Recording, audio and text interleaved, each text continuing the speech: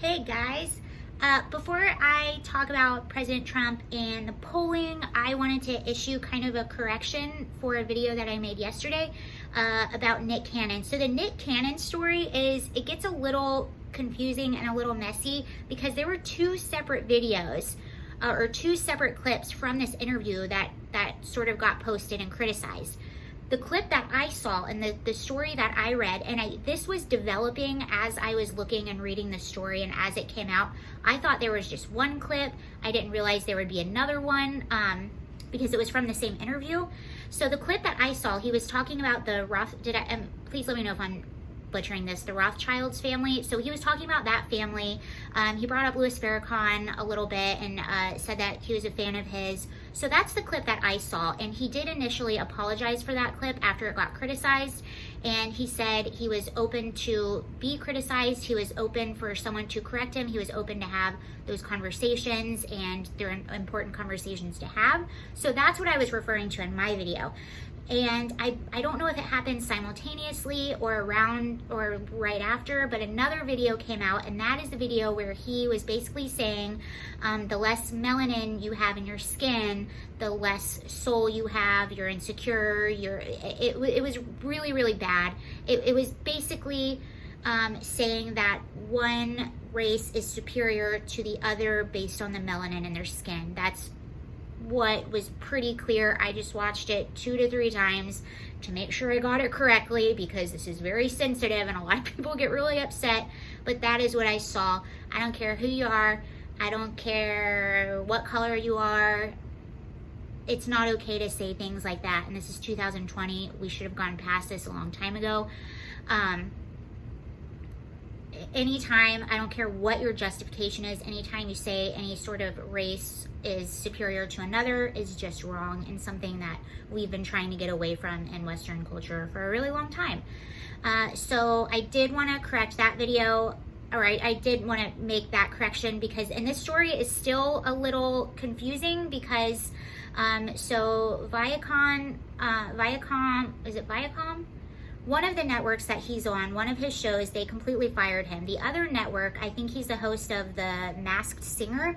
That network, Fox, they're actually keeping him on the show and saying they're willing to have conversations with him and they're not going to just fire him over that. So do with that what you will, but that seems to be what's going on right now. And the story got a little messy and confusing because there were two separate clips that came out and separate stories going on with the same thing. So that's what's happening with Nick Cannon. But what I really wanted to talk about were some polls that just came in on Donald Trump. So these polls are showing in basically every state, Biden is in the lead, or in the major swing states, Biden is in the lead. Let's see, the one state that Trump is leading is Texas, and he's only leading by 2 points. And it's showing a national average of Biden being ahead.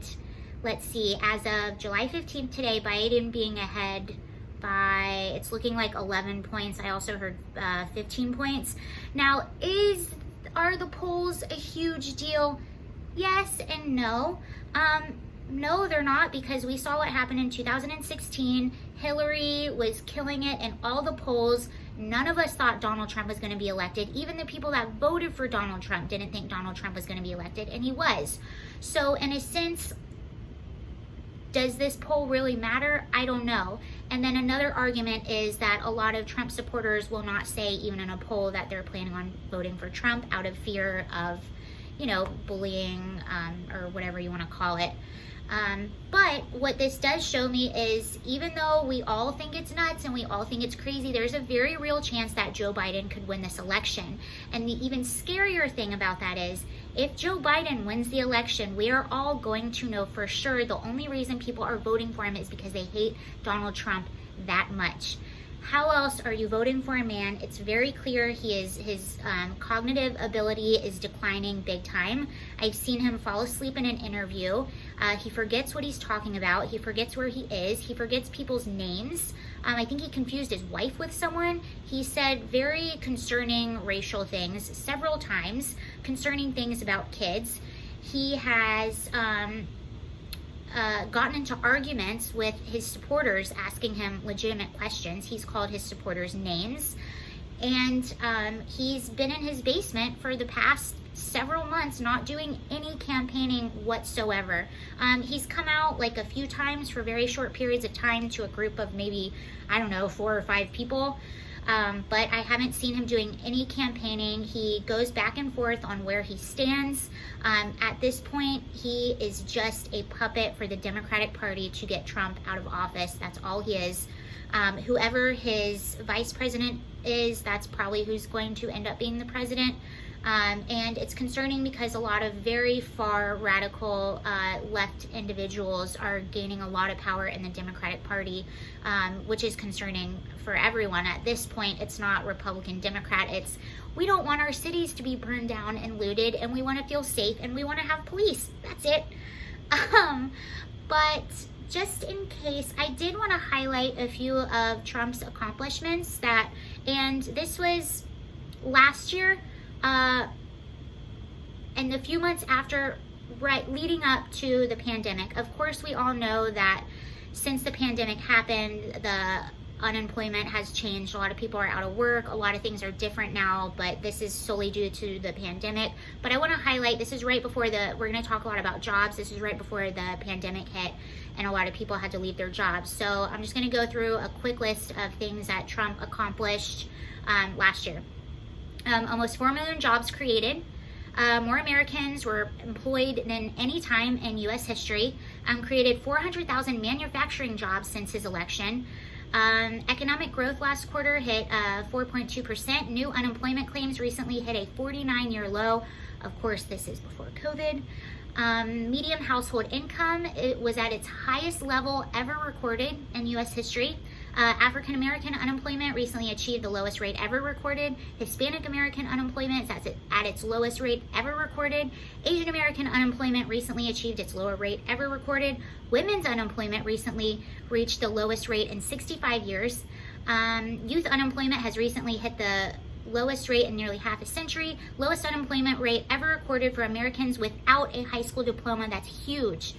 Almost 3.9 million Americans have been lifted off food stamps since the election. The pledge to America's workers has resulted in employers committing to train more than 4 million Americans. 95% of U.S. manufacturers are optimistic about the future, the highest ever. Retail sales surged last month, up 6% overall last year, again, right before COVID. Signed the biggest package of tax cuts and reforms in history. Tax cuts over $300 billion poured back into the U.S. in the first quarter alone. As a result of his tax bill, small businesses have had the lowest top marginal tax rate in more than 80 years. So those are just a few of Donald Trump's accomplishments. Another one of them being a historic prison reform, which a lot of people do disagree with. I disagree with it on certain levels because I think a lot of people that maybe shouldn't have been released were released. And I'm sure that wasn't the intention, but things have unintentional intentions, causes. Sometimes bad things happen when you want to do good things because the world is nuanced. I almost lost my train of thought. So those are some of the things he accomplished, and seeing the poll numbers, it does concern me a little bit. I don't think any of us should ever get too comfortable. If you would have asked me a few months ago, I would have said hands down Trump is going to win in a landslide, but nothing will shock and surprise me at this point, and I don't think it's a time to get lazy. And if you want to do something, even if you want to do something at home, I did a Google search right before I made this video, and I just searched Los Angeles Republican Party, and so it brought up the LA GOP. It's a homepage, and it shows you who all your Republican candidates are. You can find your district. You can read information about all the candidates, see what they stand for. There's even an option to get involved. So if you want to get involved, if you want to help out, that's a really good idea. And there's a lot of things you can even do from home. You can call people. You can help work on campaigns. You can get people to register to vote. So if you feel like you want to get involved and you want to do something, but you don't know what to do, search your county or your city Republican Party, and they'll list ways that you can get involved and help out so you can feel like you're doing something. Because we have a country to save, people. Like, for real, we have a country to save. But thank you for watching. I hope you guys are having a great night, and I'll see you later. Bye.